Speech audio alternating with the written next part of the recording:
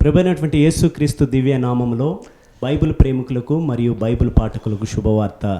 పరిశుద్ధ బైబిల్ గ్రంథంలో ఆది కాండము నుండి ప్రకటన గ్రంథం వరకు సరైన రీతిలో వివరణాత్మకంగా అర్థం చేసుకున్నట్టుకు 12 నిమిషాల ప్రాజెక్టును, 1 గంట ప్రాజెక్టును మరియు 7 గంటల ప్రాజెక్టులను మీకు అందిస్తున్నాం.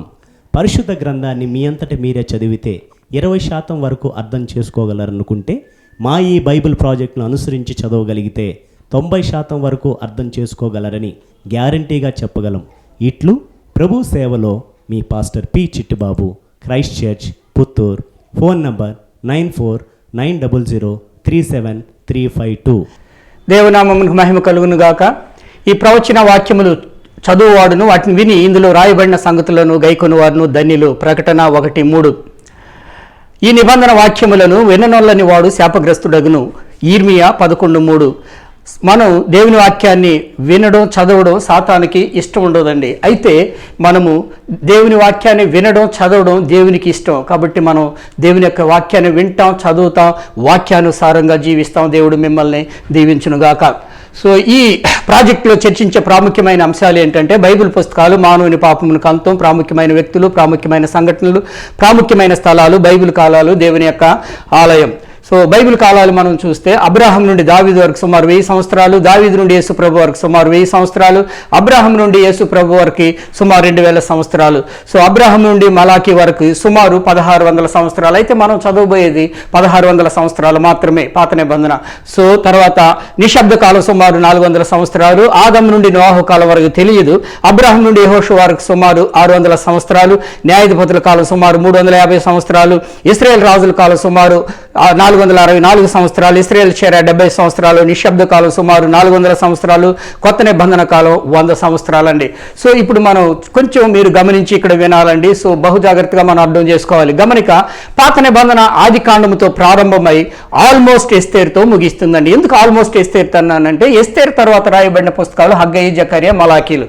ఇంతటితో పాత నిబంధన ముగిస్తుందండి. తర్వాత వచ్చే పుస్తకాల పరిస్థితి ఏంటంటే, ఏబుని ఆది కాండంలో చేర్చవచ్చు. అంటే ఏబు అబ్రాహ్మ కాలంలో జీవించి ఉండవచ్చని బైబిల్ పండితుల అభిప్రాయం.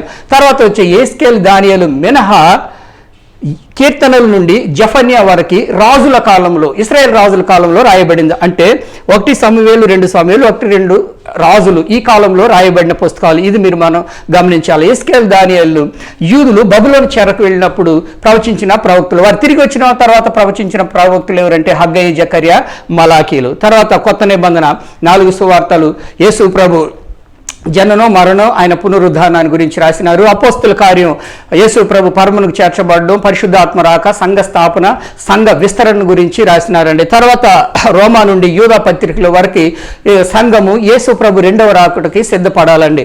తర్వాత ప్రకటన గ్రంథం ఏంటంటే పరలోకపు ప్రత్యక్షతలు. సో తర్వాత మనం ఆది కాండానికి వస్తాం. ఇప్పుడు కొంచెం వేగంగా వెళ్ళిపోదామండి.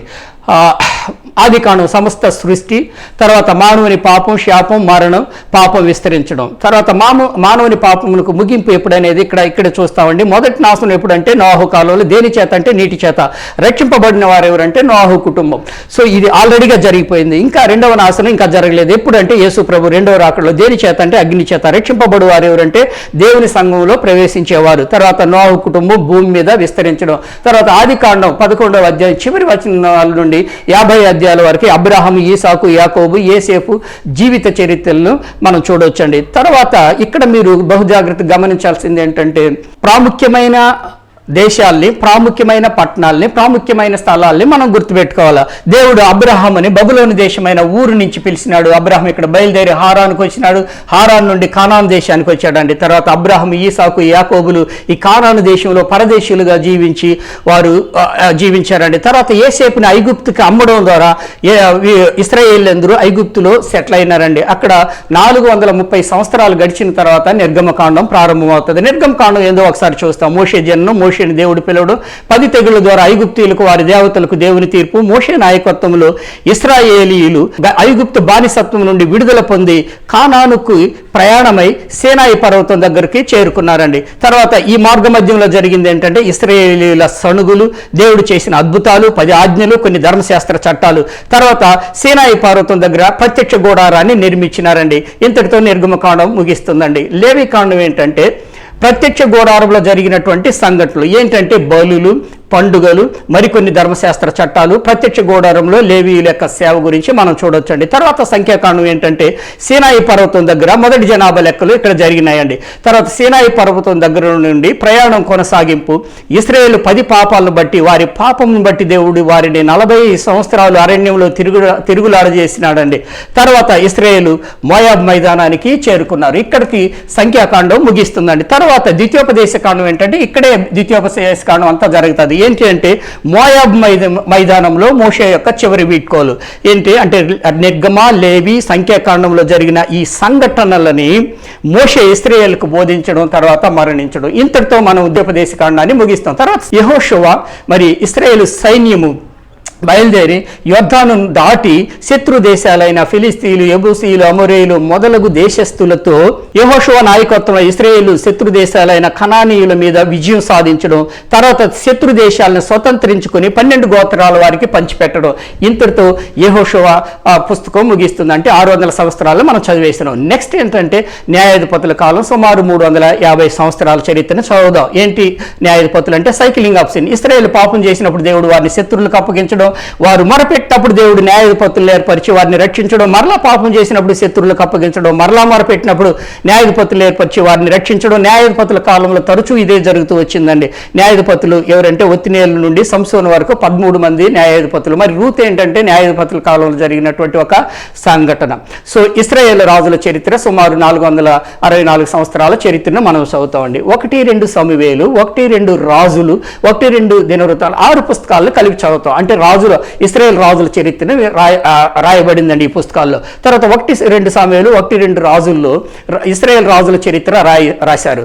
తర్వాత 1-2 దినవృత్తాంతాలు ఏంటంటే ఈ 1-2 సమూయేలు, 1-2 రాజుల్లో రాయబడినటువంటి రాజుల చరిత్రను మళ్ళీ రిపీట్ చేస్తారు. అది మనం అర్థం చేసుకోవాలి. మరొక విషయాన్ని మీరు బహు జాగ్రత్తగా ఇక్కడ గుర్తించుకోవాలి. ఏంటంటే నేను ముందుగానే తెలియజేసినాను ఏంటంటే యెహెజ్కేలు, దానియేలు మినహా కీర్తనల నుండి జెఫన్యా వారికి ఈ రాజుల కాలంలోనే రాయబడినటువంటి ప్రవక్తలు. ఇది గుర్తుపెట్టుకోవాలి. సరే, చివరగా మనం గుర్తుపెట్టుకోవాల్సింది ఏంటంటే 2 విధానాలైన నాయకత్వాలు. ఏంటంటే ఇశ్రాయేలు మీద ఓ పక్క ప్రవక్తలు నాయకత్వం వహించినారు, ఓ పక్క రాజులు కూడా నాయకత్వం వహించినారండి. సో ఇప్పుడు మనం కొంచెం వేగంగా వెళ్దాం. మొదటి సమూయేలులో మనం ఏం చదువుతామంటే సమూయేలు, సౌలు, దావీదు చరిత్ర. రెండో సమూయేలులో ఎవరి గురించి చదువుతాం అంటే దావీదు చరిత్ర చదువుతాం. తర్వాత కీర్తనలు చాలా వరకు దావీదు ఆయన కాలంలో రాయబడినవి. కొన్ని ఆసాపు కుమారులు, మోషే మరి సొలొమోన్లు రాశారు. సో మొదటి దినవృత్తాంతంలో ఏమేమి అంటే మనకి ఇశ్రాయేలు వంశావళులు, సౌలు, సొలొమోన్ గురించి చాలా తక్కువగా వ్రాయబడింది. దావీదుని గురించి మరి ఎక్కువగా వ్రాయబడింది. ఈ ఐక్యరాజ్యంలో పరిపాలించినటువంటి రాజులు ఎవరంటే సౌలు, దావీదు, సొలొమోన్ అండి. తర్వాత 1-2 రాజుల్లో దావీదు మరణం, సొలొమోను జీవిత చరిత్ర, సొలొమోను నిర్మించిన మొట్టమొదటి యెరూషలేము దేవాలయం, సామెతలు, ప్రసంగి, పరమగీతాలు. ఈ పుస్తకాలు సొలొమోను కాలంలో సొలొమోను చేత రచింపబడినాయండి. 2 దినవృత్తాంతాలు ఏంటంటే 1-2 రాజుల పుస్తకాల్లో చెప్పబడిన సొలొమోను, అతడు నిర్మించిన దేవాలయం గురించి, విభజన రాజ్యంలోని ఇశ్రాయేల్ రాజు అయిన ఆహాబును గురించి, ప్రవక్తలను గురించి చెప్పబడిన సంగతులను రాశారు. యూదా రాజులను గురించి మరి ఎక్కువగా రాశారండి. తర్వాత 1-2 రాజులు ఇందులోనే మరొకటి ఏంటంటే విభజన రాజ్యంలోని రాజుల చరిత్ర. యూదా, బెన్యమీను 2 గోత్రాల వారు ఈ దక్షిణాన వచ్చి యెరూషలేముని ముఖ్య పట్టణంగా చేసుకొని ఇక్కడ పరిపాలన సాగించారండి. ఎవరెవరు రాజులంటే రెహబాము నుండి సిద్కియా వరకు 20 మంది రాజులు ఇక్కడ పరిపాలించినారండి.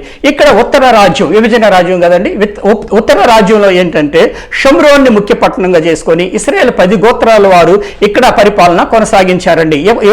ఎవరెవరు రాజులు అంటే 1 యెరోబాము నుండి ఓషియా వరకు 19 మంది రాజులు ఇక్కడ పరిపాలన కొనసాగించారండి. సో యూదా రాజ్యంలో ప్రవచించినటువంటి ప్రవక్తులు ఎవరంటే నేను ఇది 2 సార్లు చెప్పున్నాను. సో యూదా రాజ్యంలో ప్రవచించిన ప్రవక్తులు ఎవరంటే యెషయా, యిర్మియా, విలాపవాక్యములు, యావేలు, ఓబద్య, మీక, అబకూకు, జెఫన్యా. సో ఇశ్రాయేల్ రాజ్యంలో ప్రవచించిన ప్రవక్తలు ఎవరంటే హోషేయ, ఆమోసు, యోనా, నహూము, ఏలియా, ఎలీషా. తర్వాత బబులోనులో ప్రవచించినటువంటి ప్రవక్తలు ఎవరంటే యెహెజ్కేలు, దానియేలు. తర్వాత యూదా రాజ్యాల పతనాన్ని ఒకసారి మనం చూద్దామండి. క్రీస్తు పూర్వం 722లో అషూరు రాజు దండెత్తి ఇశ్రాయేల్ రాజ్యాన్ని పతనం చేసి వారిని చెరకు తీసుకెళ్ళిపోయాడండి. తర్వాత అలాగే క్రీస్తు పూర్వం 586లో బబులోను రాజు దండెత్తి యూదా దేశాన్ని, యెరూషలేము పట్టణాన్ని, దేవాలయాన్ని ధ్వంసం చేసి యూదులను బబులోనికి తీసుకెళ్ళిపోయినాడండి.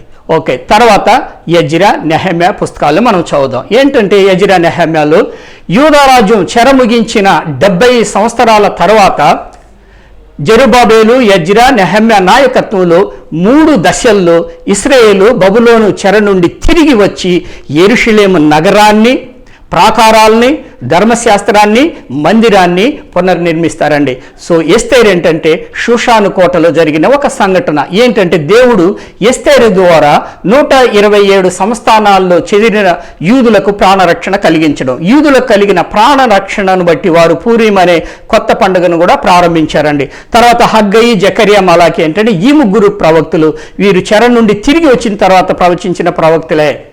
సో ఇంతటితో పాత నిబంధన ముగిస్తుందండి. నిశ్శబ్ద కాలం చదువుతాం. నిశ్శబ్ద కాలం అంటే 400 సంవత్సరాలు దేవుడు ఏ ప్రవక్త ద్వారా తన వాక్యాన్ని పంపలేదు. అయితే దేవుడు ఏం చేసినాడంటే సెక్యులర్ ప్రిపరేషన్, అంటే లోకానుసారమైన సిద్ధపాటు. ఏమేమి సిద్ధపాటు చేసినాడు? ఒకటి, ఒకే దేవుడు యూదులను ప్రపంచమంతా చెదరగొట్టడం ద్వారా ఒకే దేవుడు అన్న సత్యాన్ని ప్రపంచానికి అందించడం. రెండోది, ఒకే భాష. గ్రీకు చక్రవర్తి అయిన అలెగ్జాండరు గ్రీకు భాషను ప్రపంచమంతా ప్రసిద్ధి చేసి కొత్త నిబంధన గ్రీకు భాషలో రాయబడింది. ఈ గ్రీకు భాష ప్రపంచమంతా ఉన్న క్రైస్తవులు వాక్యం తెలుసుకోవడానికి ఉపయోగపడిందండి. మూడోది ఏంటంటే ప్రయాణ మార్గాలు. ఏంటి ప్రయాణ మార్గాలు? ఐగుస్తు రోమా చక్రవర్తి కాలంలో all roads leads to Rome, అన్ని ప్రయాణ మార్గాలు రోమాకి నడిపించబడాలి అనే నినాదంతో రోమియులు ప్రపంచవ్యాప్తంగా ప్రయాణ మార్గాలను సిద్ధపరిచాడు. ఇది దేనికి ఉపయోగపడిందంటే ఇది 1వ శతాబ్దంలో ప్రపంచమంతా సువార్త ప్రకటించడానికి ఉపయోగపడిందండి. కొత్త నిబంధన ఏంటంటే మత్తయి, మార్కు, లూకా, యోహాను సువార్తలు యేసు ప్రభు వారి జననం, ఆయన బోధలు, ఆయన చెప్పిన ఉపమానాలు, ఆయన చేసిన సూచక్రియలు, అద్భుతాలు, యేసు ప్రభు వారు పరిసయ్యులను, సద్దుకోయులను, శాస్త్రులను ఖండించడం, ఆయన మరణం, ఆయన పునరుద్ధానం. యేసు ప్రభు సేవ చేసిన ప్రాంతాలు ఏంటంటే యూదయ, సమరియా, గలీలయ. ఈ ప్రాంతాల్లో యేసు ప్రభు సేవ చేసినాడండి. అపోస్తుల కార్యం ఏంటంటే యేసు ప్రభు వారు పరమునకు చేర్చబడడం, పరిశుద్ధాత్మ రాక, కొత్త నిబంధన సంఘ స్థాపన, మానవులకు పాపశాపం నుండి విడుదల, నిత్య జీవం, భూదిగంతముల వరకు సంఘం విస్తరించడం. తర్వాత రోమా నుండి యూదా వరకు 21 పత్రికలు. ఏంటంటే దేవుని సంఘం యొక్క క్రమాలు, సంఘం యొక్క దిద్దుబాటు, పరిశుద్ధులు సంపూర్ణులగుట, సంఘం యేసు ప్రభు 2వ రాకడకు సిద్ధపడుట, భూదిగంతముల వరకు సువార్తను ప్రకటించుట, అబద్ధ బోధకులు వారి బోధన గూర్చి జాగ్రత్త కలిగి ఉంటుట. ప్రకటన గ్రంథం ఏంటంటే 7 సంఘాల బలాలు, బలహీనతలు, పరలోక ప్రత్యక్షతలు, యేసు ప్రభు 2వ రాకడ తర్వాత తీర్పు అండి. తర్వాత ఏంటంటే దేవుని ఆలయం లేదా దేవుని ప్రసన్నత లేదా ఆరాధన విధానం. ఎట్లా దే మీట్ గాడ్ అంటే దేవుని కలుసుకునే స్థలం ఏంటంటే పితరులు బలిపీఠం మీద. తర్వాత ఇశ్రాయేలు మోషే కాలం నుండి దావీదు కాలం వరకు ప్రత్యక్ష గుడారంలో, తర్వాత ఇశ్రాయేలు సొలొమోను కాలం నుండి పాత నిబంధన వరకు యెరూషలేము దేవాలయంలో, తర్వాత కొత్త నిబంధనలో దేవుని మందిరం ఏంటంటే దేహం, సంఘం. సో మరి మీరు బైబిల్ని ఇంకా సులభంగా అర్థం చేసుకోవడానికి 1 గంట ప్రాజెక్ట్ని, 7 గంటల ప్రాజెక్ట్ని త్వరగా మీకు అందించడానికి ప్రయత్నిస్తున్నాను. ఆది కాండం నుండి ప్రకటన గ్రంథం వరకు చదవండి. మీకు ఏదైనా ప్రశ్నలు ఉంటే మాకు ఫోన్ చేయండి. ఒకవేళ ఇది వేగంగా చెప్పిన తర్వాత వచ్చే 1 గంట 7 గంటల ప్రాజెక్టులో చాలా మీకు అర్థమయ్యే రీతిలో చెప్తాను. మన ప్రభు అయిన యేసుక్రీస్తు వారి కృప మీకు తోడై ఉండి దీవించునుగాక. ఆమెన్.